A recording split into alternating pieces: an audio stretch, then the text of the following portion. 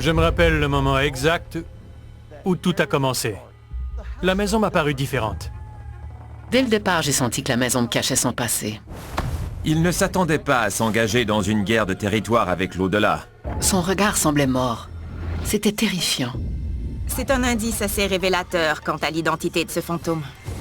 J'avais enfin compris ce qui s'était passé. J'en avais eu assez.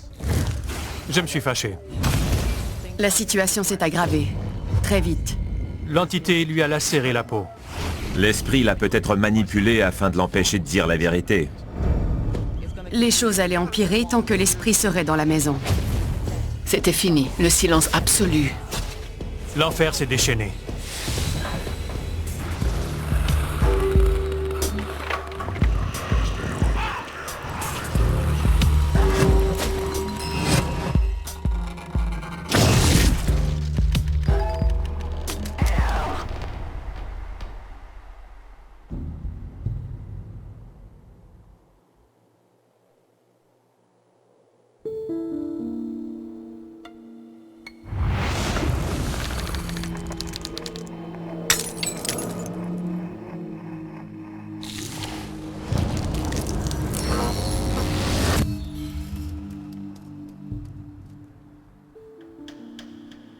En général, le New Hampshire est magnifique.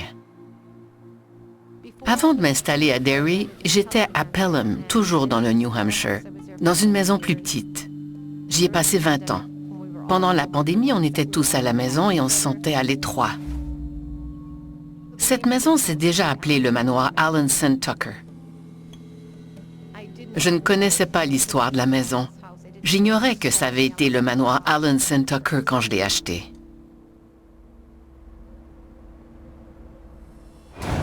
La première fois que j'ai visité la maison, je l'ai trouvée imposante. C'est mon mari qui a trouvé la maison. Il était très enthousiaste. Il avait hâte que je la voie. Quand je suis allée la visiter, je me suis dit « Waouh, c'est plus grand que... » Je le souhaitais. Je trouve le cas de Colleen et Colin Costello très intéressant, parce qu'ils ont emménagé dans un bâtiment très ancien. Son histoire est forcément très riche, et les esprits s'attachent parfois démesurément aux endroits qui les ont marqués. Richard Estep, première prise. Le cas de Colleen Costello me rappelle le proverbe « On est vraiment bien que chez soi ». Quand elle a emménagé dans cette maison avec son mari, elle ne s'attendait pas à s'engager dans une guerre de territoire avec l'au-delà. C'était une occasion pour nous d'acheter une maison ancestrale. Je voyais ça en partie comme une grande chance, mais je n'étais pas sûre de vouloir aller de l'avant.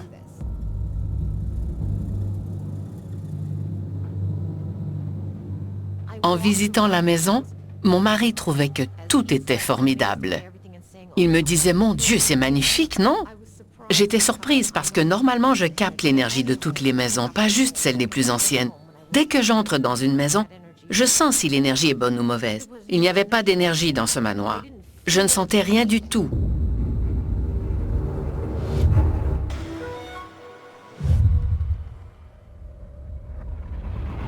Je trouvais ça très étrange, parce que la maison a plus de 200 ans. Alors elle a forcément une énergie.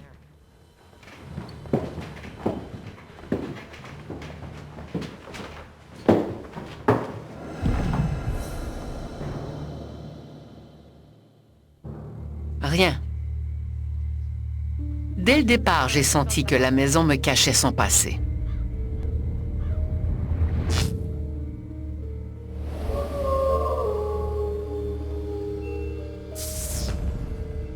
Après le déménagement, on a défait des boîtes et on s'est couché.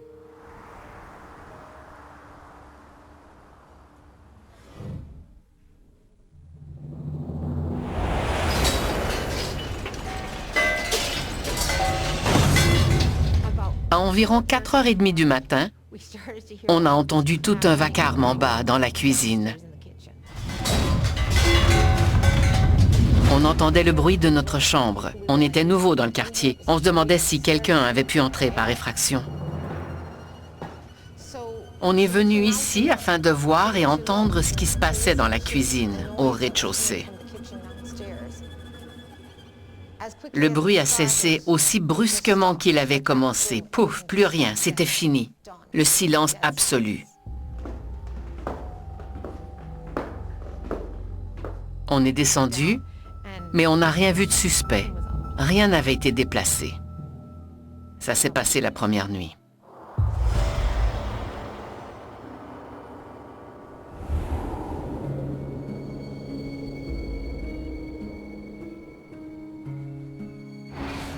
Ma voisine vit dans sa maison depuis une 50aine d'années. Elle est venue se présenter et m'a invitée à prendre le thé. On a fait une balade jusqu'à un étang au bout de son terrain. Je ne savais même pas qu'il était là. Il n'est pas visible de chez moi.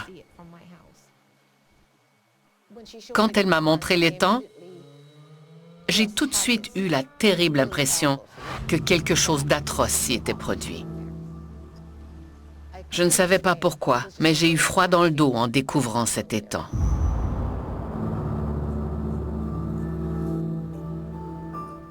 La situation est devenue particulièrement inquiétante quand Colleen a commencé à entendre la voix d'une femme. J'étais dans la salle de séjour. Je me détendais.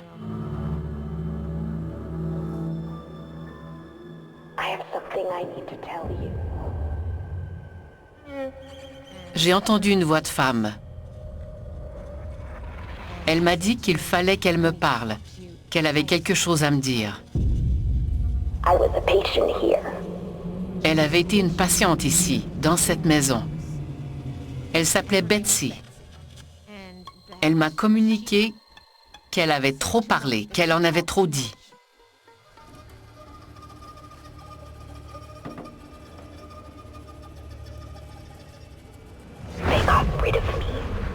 Qu'ils se sont débarrassés d'elle.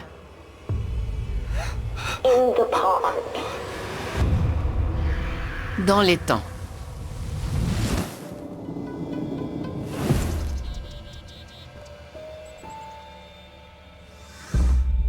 Ma voisine m'a appris que la maison avait été une maison de santé. Elle m'a raconté des histoires que j'ignorais. Apparemment, en tant que maison de convalescence, la capacité maximale était de 12 patients, je crois, mais 42 patients y vivaient. Il n'aurait jamais dû y avoir autant de résidents. Il n'y avait pas assez de place pour les loger convenablement. Quand elle m'a expliqué ça, je me suis dit, « Mon Dieu, c'est pour ça que j'ai eu cette impression à l'étang. » J'avais trouvé le maillon manquant, j'avais enfin compris ce qui s'était passé. On a appris que la maison de Colleen a déjà été une maison de soins et que les conditions de vie n'y étaient pas optimales.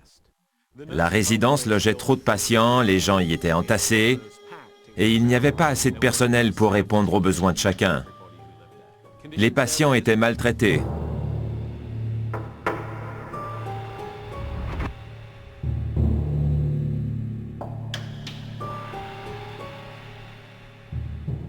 On venait de se coucher.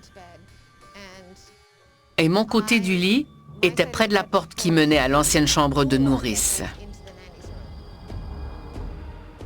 Je n'ai jamais aimé ce coin de notre chambre. J'avais l'impression que quelqu'un allait entrer par cette porte.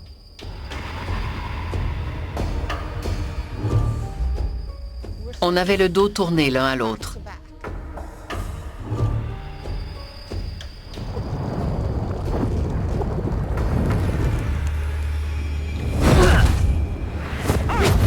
Au milieu de la nuit, j'ai senti qu'on me poussait dans le dos.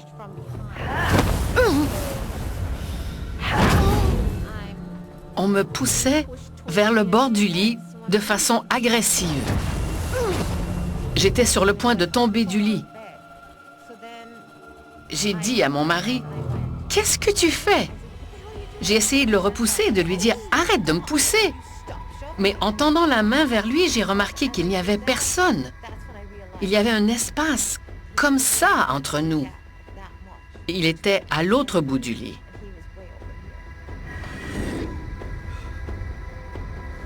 C'est alors que j'ai compris qu'il n'avait pas essayé de me faire tomber du lit.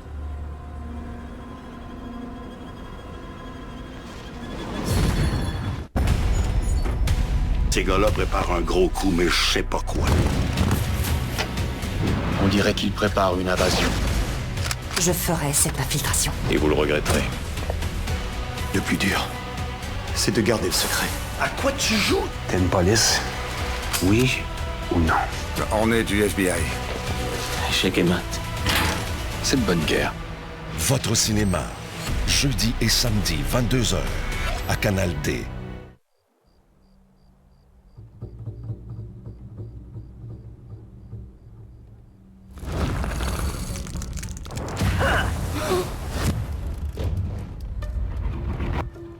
J'ai crié « Oh mon Dieu !» J'ai réveillé mon mari et il m'a demandé ce qui se passait. Je lui ai dit que je croyais qu'il voulait me faire tomber du lit. Il m'a juré qu'il ne s'était pas rapproché de moi. J'étais absolument terrifiée. J'ai eu terriblement peur. Colleen se faisait éjecter de son propre lit. Selon moi, c'est à cause de l'histoire de la résidence. Trop de patients y ont vécu en même temps. Certains ne devaient pas avoir leur propre chambre ou leur propre lit. Quand Colleen a été bousculée dans son lit, c'était peut-être un esprit de la maison de soins. On sait qu'elle débordait. On n'aurait pas tort de croire qu'il y avait plusieurs personnes par lit. Les gens étaient entassés. Il va de soi que les gens se poussaient et se chamaillaient dans de telles circonstances. Puis le couple a eu un indice que l'esprit avait déjà manœuvré pour les hanter avant l'emménagement. Juste avant d'emménager, mon mari a fait un rêve. Le rêve se passait dans le sous-sol de cette maison.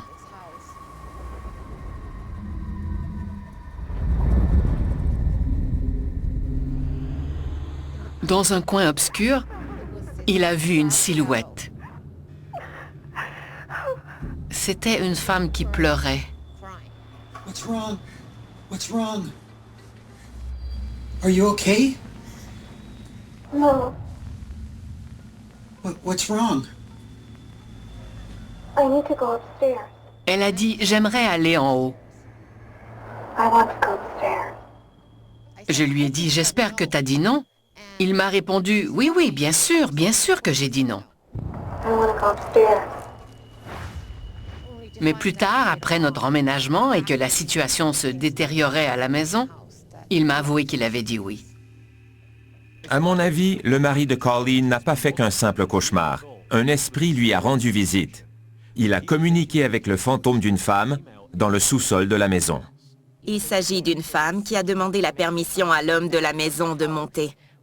Pourquoi n'a-t-elle pas demandé la permission à Colleen? Je crois que ça donne un indice sur l'identité de l'esprit.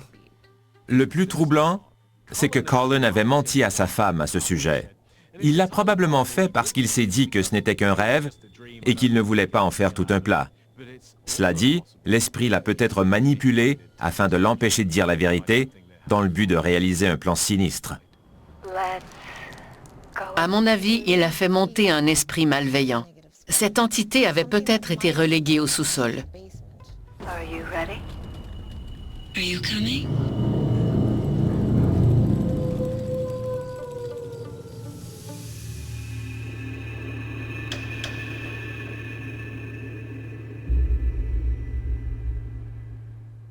On se préparait à aller au lit, et bien entendu, la chambre était chargée d'une énergie oppressante. On était très nerveux.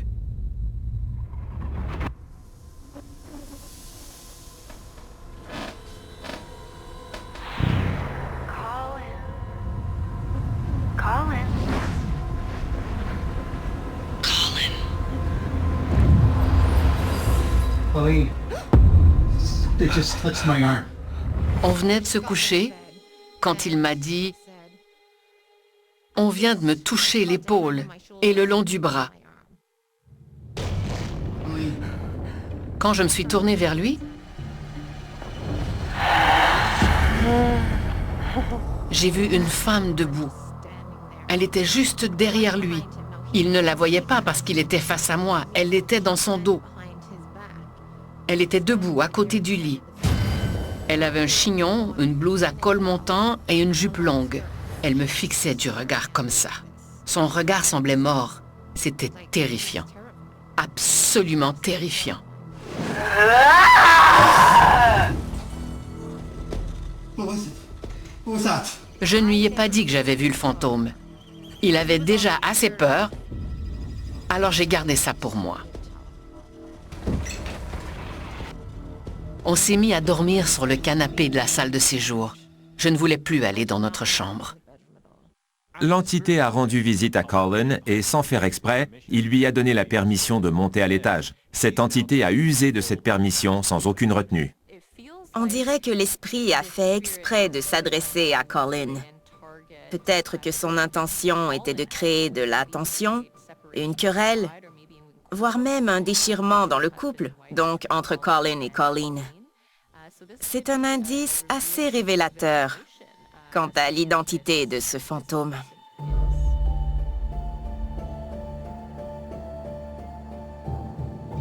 Ça m'a terrifiée de voir cette femme.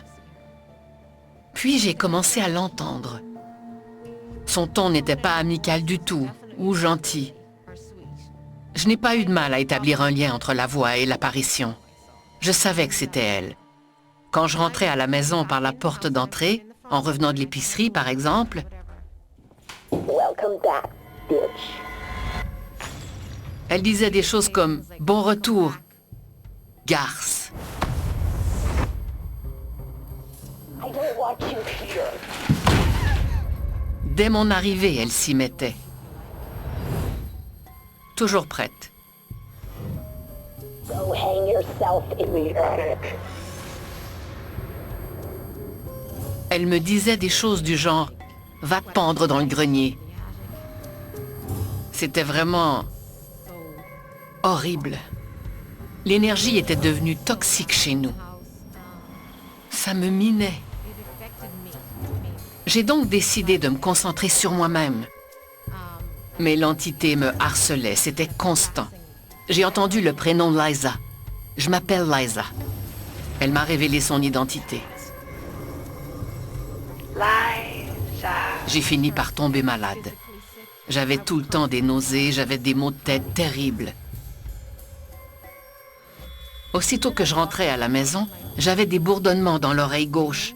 C'était assourdissant. Je suis allée consulter le médecin, il m'a dit que je n'avais rien. Elle devenait de plus en plus malade. Quand elle a consulté pour ses symptômes, on lui a dit après examen qu'il n'y avait pourtant rien d'anormal. C'est parce que son problème n'était pas d'ordre médical, il était d'ordre paranormal. Je sentais une énergie accablante dans la poitrine. Dès mon réveil, je sentais la lourdeur, je me sentais abattue. C'était constant.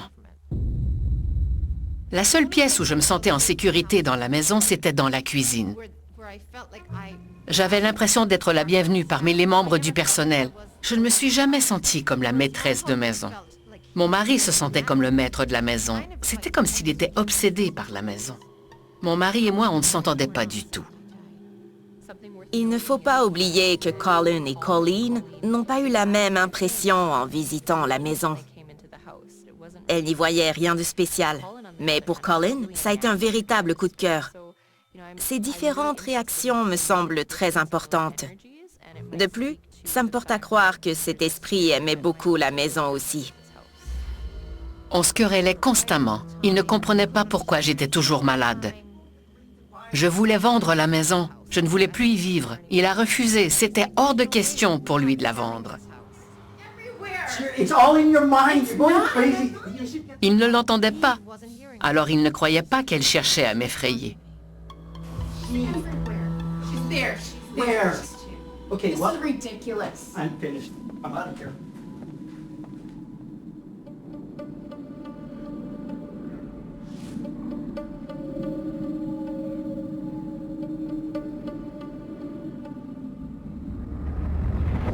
You're not the lady of... Elle m'a dit que je n'étais pas la maîtresse de maison. Elle cherchait à attirer mon mari et à me faire fuir. You'll never be the lady of... Les mardis, tous les dangers sont possibles. Je n'avais jamais vu ça.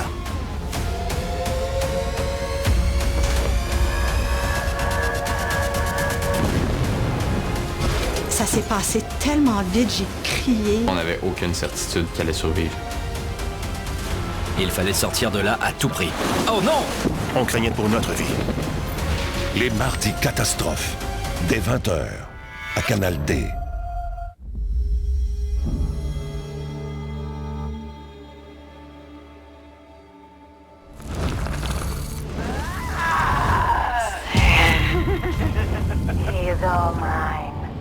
Notre couple battait de l'aile. On se querellait tout le temps. C'était comme si elle voulait prendre ma place auprès de mon mari.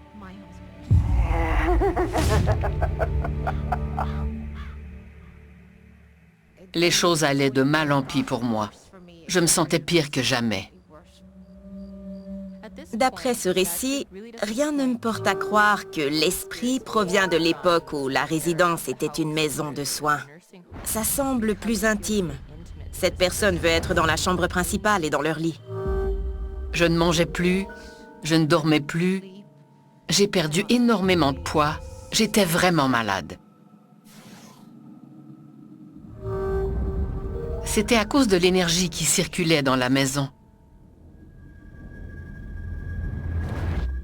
Elle était toujours en train de m'intimider, à dire des grossièretés et à me faire des menaces. Je me suis rendue à un point où j'étais si faible que je tenais à peine debout. Mon mari voulait que j'aille à l'hôpital et je lui ai dit que je ne voulais plus y aller. Chaque fois que je me rendais aux urgences, on me disait que je n'avais rien. Il a fini par dire que c'était donc la maison et qu'il n'en pouvait plus. Il a décidé d'appeler l'église. Mon mari a fait venir un prêtre. Il est venu le soir même, 1 heure après avoir reçu l'appel.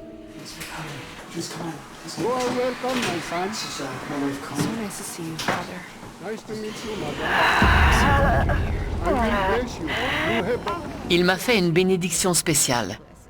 In the name of the Father, and the Son. Okay.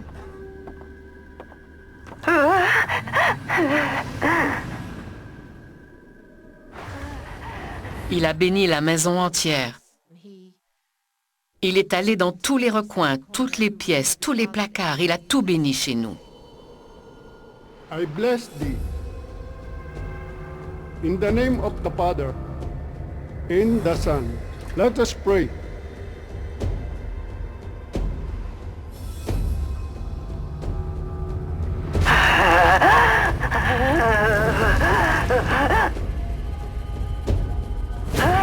And lead not temptation, but deliver us from evil. Be God!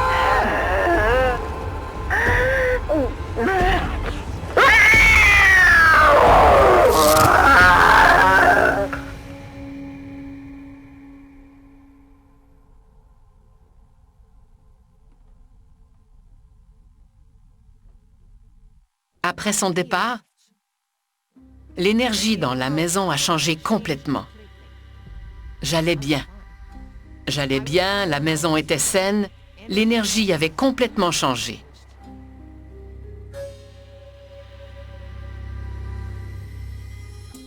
Par la suite, j'ai appris que la femme d'Alanson Tucker s'appelait Eliza Tucker.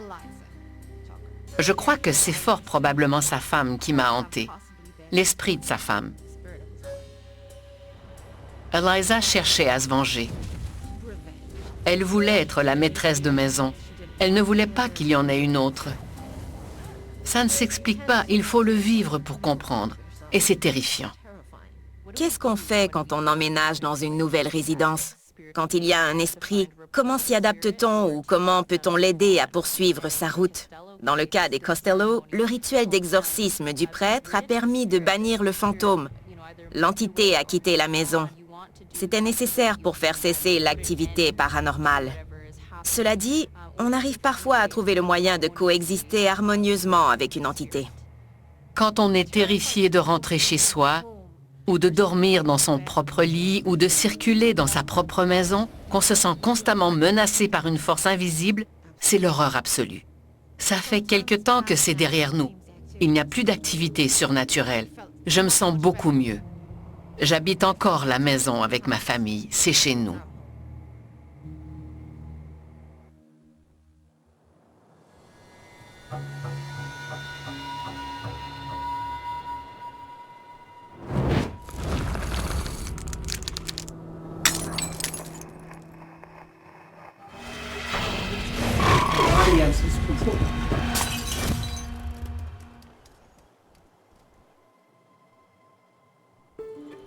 On habitait à Raleigh, en Caroline du Nord. Pour Noël, je voulais offrir une maison familiale fraîchement construite à ma femme. On a choisi un terrain et on y a fait construire la maison. Ça a pris 6 mois. C'était une maison à 2 étages, située au sommet d'une colline qui donnait sur un ruisseau. Il y avait un chêne énorme dans la cour. C'était notre première maison. On était aux Anges. C'était l'endroit parfait pour une jeune famille. On y a emménagé et tout était paisible. Puis l'enfer s'est déchaîné. Des esprits maléfiques sont revenus les hanter.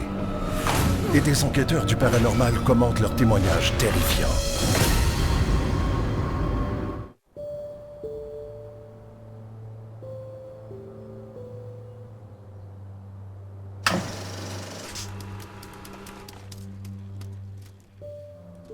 J'ai analysé le cas de Michael Nesbitt. Son histoire a débuté le soir de l'Halloween. Le soir où l'on dit que le voile entre les vivants et les morts se lève. C'est ce soir-là que Michael a rencontré un être de l'au-delà. Tony Lewis, première prise. Le cas de Michael Nesbitt est particulièrement chargé. Les phénomènes ont été nombreux. Je crois que j'aurais déménagé sans tarder. Je me souviens du moment où tout a commencé. Le tout premier signe d'activité.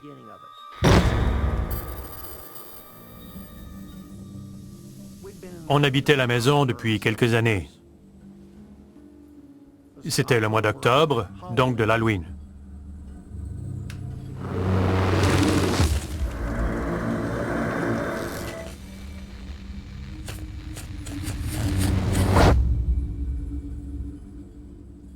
Les enfants étaient tous au lit.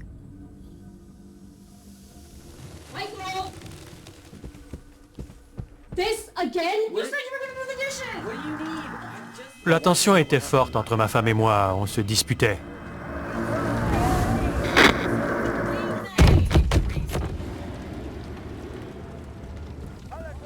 On a entendu quelque chose tomber bruyamment. J'ai pensé que le bébé était tombé du lit. On s'est précipité en haut.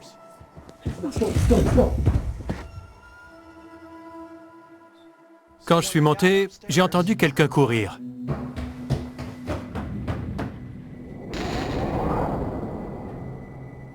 Mais les enfants dormaient tous. On s'est dit que c'était peut-être notre fils aîné qui nous avait écoutés en cachette et qu'il avait couru vers sa chambre de peur de se faire gronder.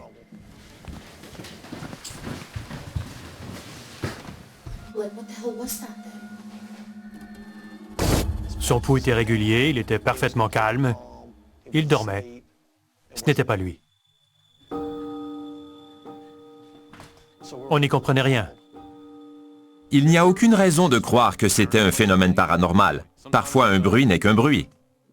C'était peut-être le climatiseur, une fenêtre ouverte, ou même des rats. Les explications pourraient être nombreuses. On pourrait facilement dire que ce n'était qu'une coïncidence, mais les événements se sont multipliés, et vite. Il se passait des choses étranges assez régulièrement. J'entendais des bruits de pas, comme quelqu'un qui fait des allers-retours. J'entendais les bruits de pas constamment. C'était sans relâche.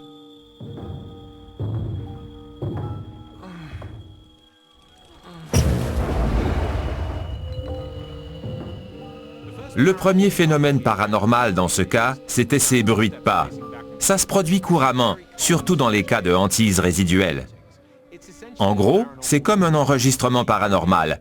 C'est l'idée qu'un événement qui s'est fréquemment produit par le passé s'inscrit dans l'environnement.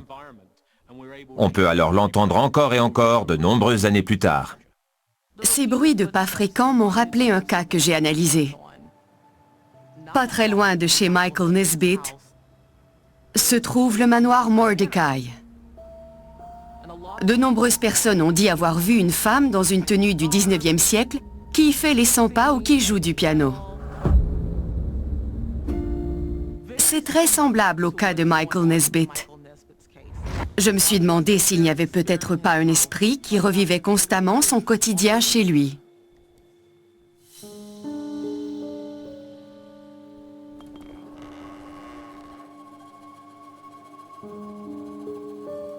Je venais de rentrer à la maison et je croyais avoir vu mon fils de 5 ans se cacher derrière la porte pour me jouer un tour.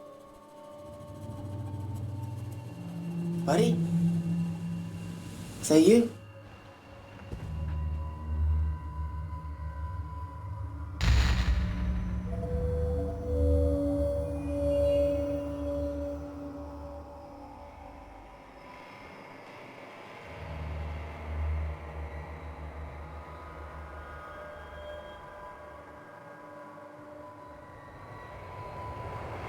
J'ai décidé de lui jouer un tour aussi, alors je me suis rapproché sur la pointe des pieds.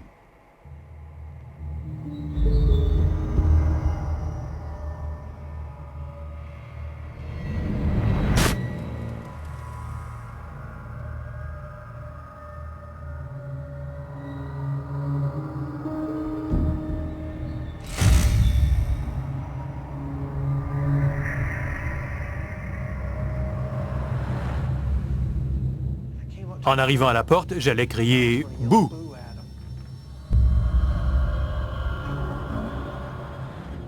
Je n'oublierai jamais ce qui s'est passé. J'ai tendu la main lentement vers la poignée et... Dans l'immensité du monde, les enjeux sont nombreux. Pour tout comprendre, DocuD. Mercredi 21h, à Canal D.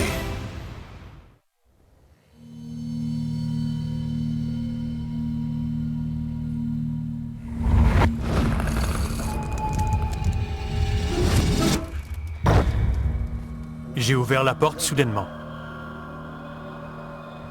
Il n'y avait personne.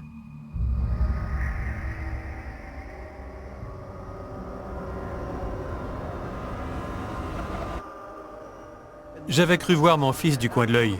J'étais convaincu de l'avoir vu.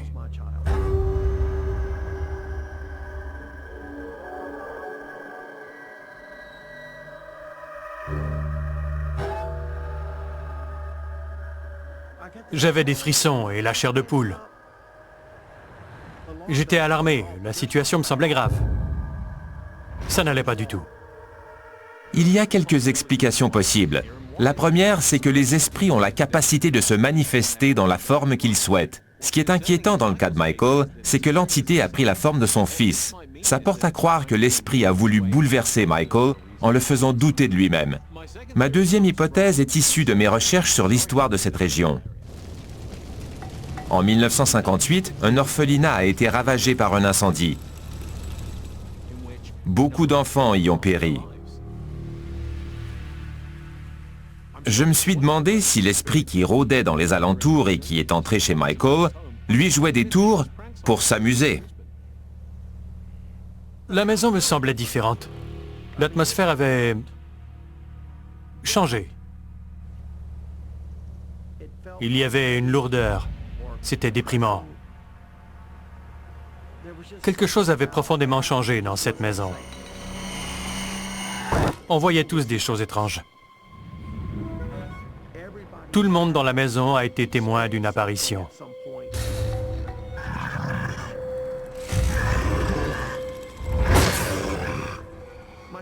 Mes garçons m'ont dit qu'ils avaient vu des yeux. Ils étaient très jeunes. Alors, ils avaient du mal à l'expliquer. Ils ont juste dit « on a vu des yeux ».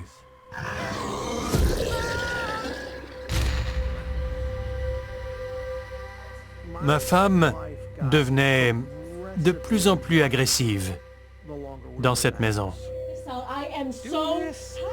Parfois, sa colère ne me semblait pas normale. Les tensions entre nous étaient nombreuses et les phénomènes étranges ne facilitaient pas les choses. En suivant l'évolution de ce cas, j'ai trouvé ça peu probable qu'un des enfants morts dans l'incendie de 1958 hantait la maison. Ces attaques semblaient dirigées vers Michael et sa famille. Je trouve ça intéressant. L'activité paranormale n'a pas commencé au moment de l'emménagement de Michael et sa famille, mais quelques années plus tard. Alors que le couple avait des problèmes, la tension montait de plus en plus dans le mariage. Ça ne m'a pas surprise d'apprendre qu'ils se disputaient constamment. Ça allait continuer tant que l'esprit serait là.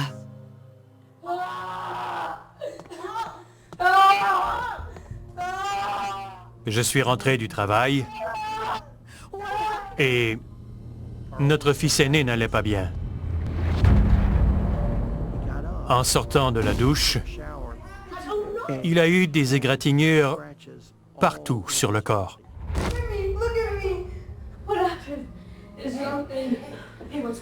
Les lésions étaient sévères au point de saigner. Il devait y avoir une vingtaine de coupures. Leur forme était étrange. Il y avait une entaille qui traversait sa gorge, comme ça. Comme si on voulait lui trancher la gorge. La seule explication que j'ai, c'est que l'entité lui a lacéré la peau. On a la confirmation que ce n'était pas une hantise résiduelle. Son fils a été visé personnellement. Les agressions sont passées de psychologiques à physiques. Ça devenait littéralement sanglant. J'ai rarement analysé de cas où quelqu'un a subi des blessures au cou. Surtout pas un enfant. C'est un acte d'intimidation, c'est une agression. Normalement, les victimes font venir un prêtre ou des enquêteurs en phénomènes paranormaux. L'entité tente d'affirmer son pouvoir absolu.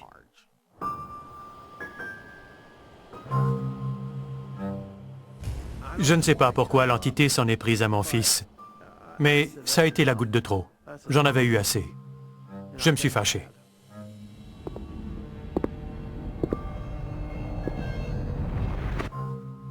C'est à ce moment-là qu'on a appelé l'église.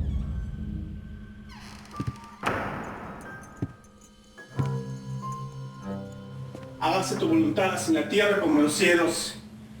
Danos hoy nuestro pan de cada día. Padre nuestro que estás en los cielos. Des prêtres sont venus à 3 reprises pour bénir la maison.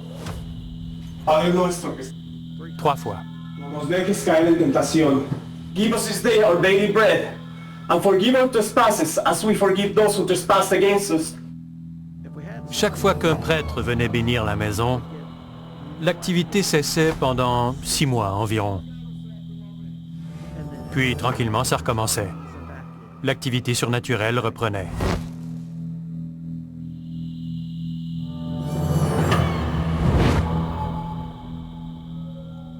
Venga a nosotros tu reino.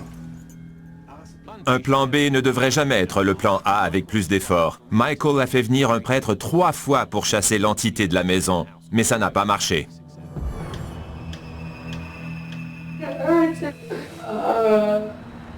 Les valeurs et croyances d'une personne les suivent jusque dans l'au-delà. Il importe de savoir qu'un esprit aura la même personnalité que lorsqu'il était vivant. Il ne réagira peut-être pas à un prêtre. Un soir, alors que tout le monde dormait, je faisais la vaisselle et tout à coup,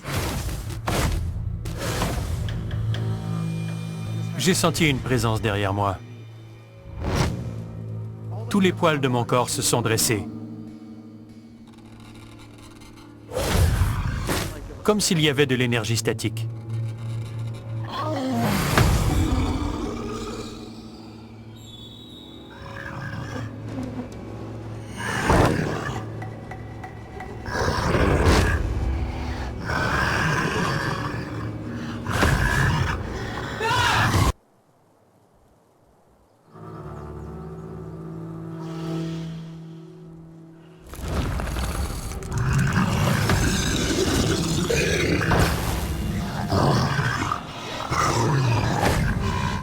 L'entité était plus grande que nature. Et elle a rapetissé jusqu'à disparaître dans un coin. Elle s'est volatilisée dans un coin. Il faut enquêter sur les personnes, l'histoire de la région et la propriété elle-même afin de trouver une réponse. Pour découvrir l'identité de l'entité, il faut comprendre la cause de sa hantise. Après avoir fait face à ce phénomène, j'ai trouvé une explication. Le soir où tout a commencé, j'avais regardé une série qui traitait de lieux hantés. Dans cet épisode, on parlait d'un château dans le Royaume-Uni. Au début de l'émission, il y a eu un rituel celte pour ouvrir un portail, pour augmenter l'activité surnaturelle. L'épisode s'est terminé sans que ce passage soit refermé.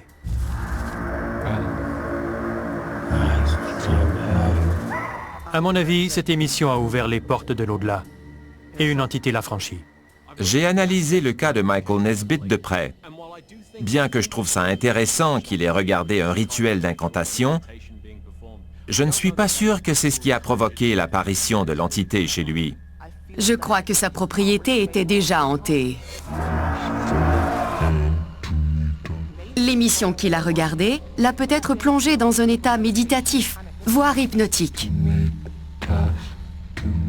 Je crois qu'il a vu quelque chose ce soir-là qui a déclenché toute l'activité surnaturelle par la suite. J'ai essayé de découvrir ce qu'il y avait là antérieurement.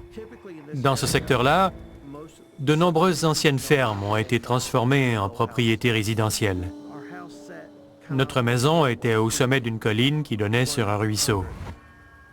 On avait un gros chêne, le plus gros arbre du quartier. Dans le sud des États-Unis, il est coutume d'avoir un cimetière familial dans sa ferme. Les tombes sont souvent sous l'arbre le plus gros de la terre familiale. Il y avait des tombes sur notre propriété, mais on l'ignorait quand on a construit la maison. Selon l'histoire de la propriété de Michael, il est clair que la maison a été construite sur un cimetière.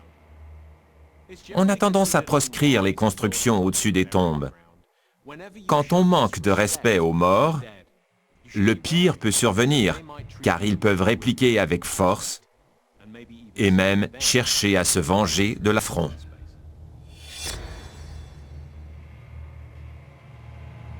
Avant d'avoir vécu tout ça, j'avais déjà été témoin de phénomènes semblables. Mais je n'avais rien pris au sérieux. Là, c'était différent, car l'activité était constante. Ça faisait de 3 à 5 ans qu'il se passait des choses troublantes. La plupart du temps, le résident arrive à communiquer avec l'esprit pour lui dire ce qu'il souhaite, pour lui dire de quitter la maison. On peut prendre la situation en main. Dans de rares cas, comme celui de Michael, il faut partir. On a déménagé. Ça ne m'a pas suivi. On a enfin eu la paix.